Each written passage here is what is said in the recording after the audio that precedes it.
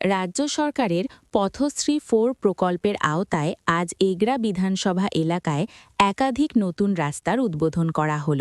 এগরা ২ নম্বর ব্লকের পানিপাড়ুল এলাকায় কয়েকটি গুরুত্বপূর্ণ রাস্তার উদ্বোধন করেন এগরার বিধায়ক তরুণ কুমার মাইতি। উদ্বোধনী অনুষ্ঠানে উপস্থিত ছিলেন এগরা ২ নম্বর ব্লকের সমষ্টি উন্নয়ন আধিকারিক শঙ্খলিতা চন্দ্র, পঞ্চায়েত সমিতির সভাপতি শাহনাজ বেগম সহ অন্যান্য জনপ্রতিনিধি ও প্রশাসনিক আধিকারিকরা। একই দিনে এগরা ১ নম্বর ব্লক এলাকাতেও পথশ্রী 4 প্রকল্পের আওতায় একাধিক রাস্তার সূচনা হয়। দীর্ঘদিন ধরে বেহাল যোগাযোগ ব্যবস্থার কারণে সাধারণ মানুষকে নানাবিধ সমস্যার সম্মুখীন হতে হচ্ছিল। নতুন রাস্তা নির্মাণের ফলে স্কুল, বাজার ও হাসপাতালের সঙ্গে যোগাযোগ অনেকটাই সহজ হবে বলে আশা এলাকাবাসীর। ২০২৬ সালের বিধানসভা ভোটের আগে এই ধরনের উন্নয়নমূলক কাজ এলাকায় স্বস্তি ও আশার সঞ্চার করেছে বলে মত স্থানীয়দের। পূর্ব মেদিনীপুর থেকে অংশুমান পণ্ডার প্রতিবেদন। তাহলে আমাদের টেনিয়রটা মে মাসের 2 তারিখে শেষ হবে, বা 1 মাস খানেক পরে শপথ নিয়েছিলাম। এই 5 বছর পিরিয়ডের শেষ কাজটা করতে যাচ্ছি। সবচেয়ে বড় কাজ, অনেকগুলো কাজ করছি, তার মধ্যে সবচেয়ে বড় কাজ হচ্ছে পানিপল ব্রিজ থেকে রামচন্দ্রপুর ব্রিজ এই রাস্তাটা। আসলে আপনারা সকলে জানেন আমি পানিপলে 1990 সাল থেকে আছি। পানিপল স্কুলের প্রধান শিক্ষক হিসেবে পরে যোগদান করেছি, কিন্তু অ্যাসিস্ট্যান্ট টিচার হিসেবে 1990 সালে যোগদান করেছিলাম। ততদিন থেকে আমার পানিপলে, যেহেতু আমি থাকি পানিপলে, কাজ করি, অনেকদিন পানিপলে বাসিন্দাও ছিলাম, ফলে স্বাভাবিকভাবে অনুভব করেছিলাম যে বিশেষ করে বাজার বারের দিন 2-3 হাট বসে, সোমবার এবং শুক্রবার বলছে এটা। তারপরে সেই কাজটা প্রতিদিন ছাত্রছাত্রীরা যায়, তারা ভীষণ অসুবিধার মধ্যে পড়ে, জ্যাম হয়ে যায়। পাশে একটা হসপিটাল আছে। ততদিন থেকে আমার মনে হয়েছিল একটা বাইপাস করার দরকার আছে পানিপৌলের জন্য। এটা মানে যতদিন থেকে পানিপৌলে এসেছি ততদিন থেকে অনুভূতির মধ্যে ছিল, কিন্তু কখনো সুযোগ পাবো বা করতে পারবো এটা কখনো ভাবিনি। পরবর্তী সময় ঠিক করলাম যে একটা 2 কিলোমিটার 3 কিলোমিটার যদি আমি এই পানিপৌল ব্রিজ থেকে চিরুলিয়া ব্রিজ পর্যন্ত বানিয়ে দিই তাহলে একটা বাইপাস তৈরি হয়ে যাবে। পরবর্তী সময়ে স্বপ্নটা একটু বাড়লো, তার কারণ আমি যখন বিধায়ক হলাম, বিধায়ক হওয়ার পরে বিভিন্ন অঞ্চলে যাচ্ছি, তখন দেখছি যে পানিপল ব্রিজ, পানিপলে যে চিরুলিয়া ব্রিজটা আছে সেখান থেকে শুরু করে একদম রামচন্দ্রপুর ব্রিজ পর্যন্ত অনেক গ্রাম আছে। গ্রামের ভেতরে অনেক মানুষজন বসবাস করেন, যাদের বেরোনোর রাস্তাই খালপাড় বা ক্যানাল পাড়, যেখানে কোনো ঢালাই রাস্তা নেই। তো সাহস করে শুরু করলাম। প্রথমে একটা পথশ্রী 3-তে মানে অঞ্চল ওয়াইজ 2টো করে রাস্তা আমাকে চেয়েছিল। সেই 2টো রাস্তার মধ্যে সুযোগ বুঝে আরবিসি অঞ্চলে একটা রাস্তা আমি দিতে পেরেছিলাম। খালসুটিয়া থেকে রামচন্দ্রপুর ব্রিজ 2 কিলোমিটার একটা বিটুমিনাস রাস্তা বানিয়েছিলাম। তারপর থেকে স্বপ্ন দেখছিলাম যে 3-4টে অঞ্চল আছে, পানিপৌল অঞ্চল আছে, ঝুমকি অঞ্চল আছে, তারপরে আরবিসি আছে, আরবিসি পরে জেরথান আছে, জেরথানের পরে ছত্রি আছে। এই সব অঞ্চলগুলোতে যদি 2 কিলোমিটার করে রাস্তা দিই তাহলেও আমার রাস্তাটা পরিপূর্ণ হবে না, কারণ 2 কিলোমিটার করে যদি একটা করে স্কিম দিই তাহলে 4টে অঞ্চল আমি 8 কিলোমিটার রাস্তা করতে পারবো। কিন্তু টোটাল ডিস্টেন্স ছিল 16 কিলোমিটার, 17 কিলোমিটার, 16.8 কিলোমিটার। এটা হচ্ছে টোটাল ডিস্টেন্স পানিপৌল ব্রিজ থেকে শুরু করে কুদি ব্রিজ পর্যন্ত। তাহলে আমি কি করে করব, খুব চিন্তায় ছিলাম। তো ভয়ে ভয়ে প্রথমে প্রপোজালটা পাঠাই WBSRD এর ইঞ্জিনিয়ারকে নিয়ে, তাকে পেছনে মোটরসাইকেলে বসিয়ে একদিন রাস্তাটা দেখতে যাই। তো যখন যাচ্ছি তখন ইঞ্জিনিয়ার সাহেব বলছেন যে স্যার এই রাস্তা করা যাবে না। আমরা কেন করা যাবে না? না, এটা এক এক জায়গায় জিপিএস রাস্তা আছে বলেই দেখাচ্ছে না। এক জায়গায় জিপিএস আটকে যাচ্ছে, গ্রামের ভেতরে ঢুকছি, গ্রামের ভেতর থেকে আবার ক্যানাল পাড়ে বেরোচ্ছি, এইভাবে জিগজ্যাগ করতে করতে রামচন্দ্রপুর ব্রিজ পৌঁছলাম। তো দেখা যাক, এই করতে করতে কিন্তু সুযোগটা শেষ মুহূর্তে আমার কাছে এলো। কিছুদিন আগে আমাদের কাছ থেকে বলা হয়েছিল যে প্রত্যেকটা অঞ্চল থেকে 5টি করে রাস্তা পাঠাবে। তো আমরা ব্লক 2 তে পাঠিয়েছিলাম 40 খানা রাস্তা এবং ব্লক 1 এও পাঠিয়েছিলাম 40 খানা রাস্তা।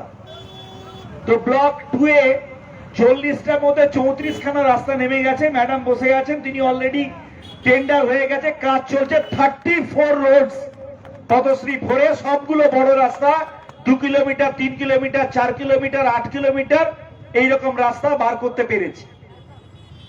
আর ব্লক 1 এর ক্ষেত্রে একটু অসুবিধা হয়েছে। ব্লক 1 এ আমি 40টা রাস্তা দিয়েছিলাম, তার মধ্যে বার করতে পেরেছি 14 খানা রাস্তা। আরো 26 খানা রাস্তা কিন্তু লেগে আছে, এখনো সুযোগ আছে। এসআইআর শুরু হয়ে যাবার জন্য আধিকারিকেরা সব এসআইআর এর কাজে ব্যস্ত হয়ে পড়েছেন, ফলে স্বাভাবিকভাবে এই ডেভেলপমেন্টের কাজটা একটু স্লো হয়ে গেছে। কিন্তু আশা করছি আমার এই পিরিয়ডের মধ্যে সেগুলো আমি স্যাংশন করাতে পারবো। এই ধারণাটা আমার মধ্যে তৈরি হচ্ছে, আপনাদের আশীর্বাদ যেহেতু আছে, এতটা যখন করতে পেরেছি ওগুলো পারবো। এই যে রাস্তাটা তৈরি হচ্ছে, এই রাস্তাটা পানিপোল ব্রিজ থেকে তৈরি হচ্ছে রামচন্দ্রপুর ব্রিজ। দূরত্ব কত? 9.4 কিলোমিটার। বরাদ্দ কত? 6,20,67,000 সামথিং। এটা হচ্ছে এই পোর্শনটা।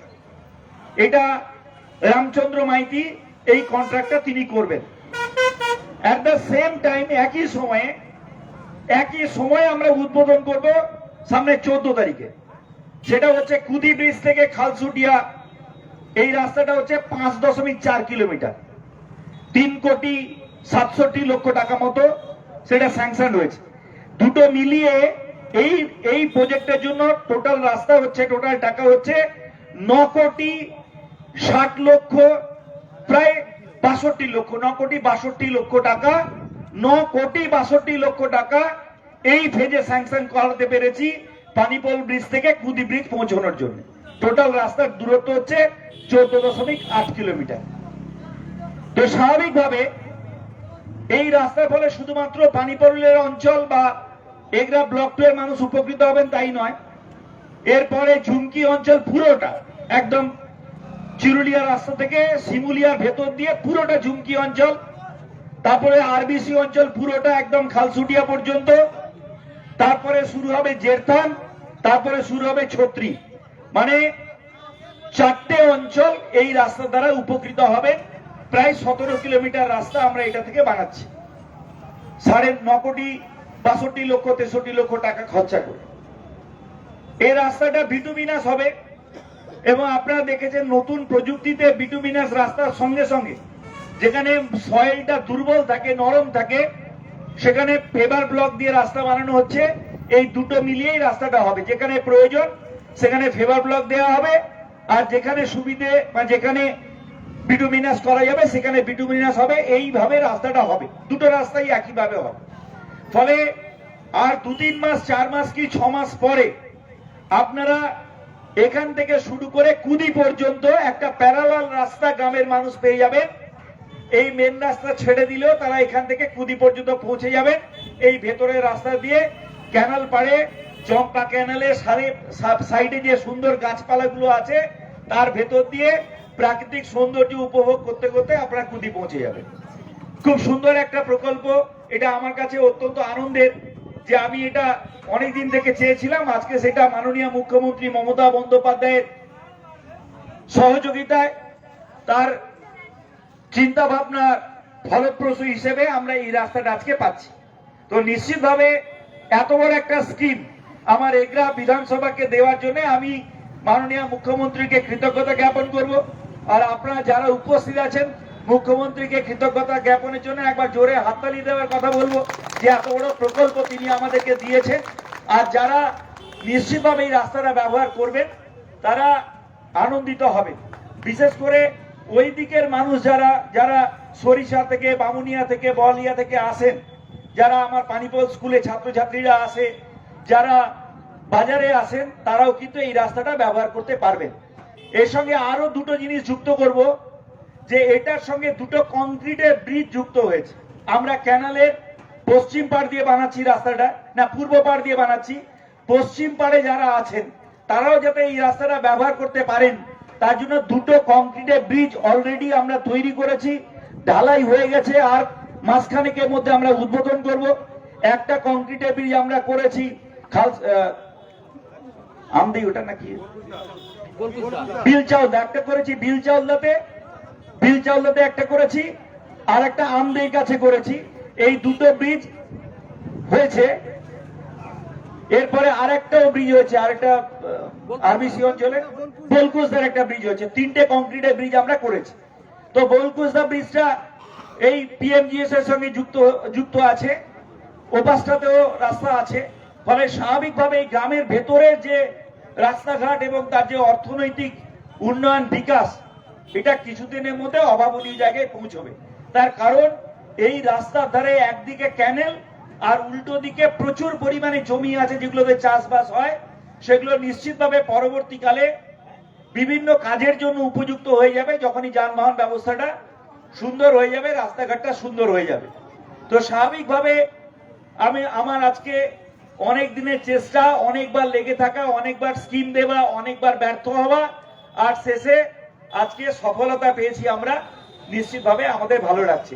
এই রাস্তা মানুষের জন্য উৎসর্গ করতে পেরে মমতা বন্দ্যোপাধ্যায়ের প্রতিনিধি হিসেবে, মাননীয় মুখ্যমন্ত্রীর প্রতিনিধি হিসেবে আমি নিজেকে ধন্য এবং গর্বিত বোধ করছি যে যেটা চেয়েছিলাম আমরা সেটা আমরা করতে পারছি। তো আপনারা রাস্তা ব্যবহার করুন, আর নিশ্চিতভাবে সরকারের সঙ্গে থাকার আবেদন জানিয়ে আমি সকলকে যথাযোগ্য সম্মান জানিয়ে আমি আমার কথা শেষ করব।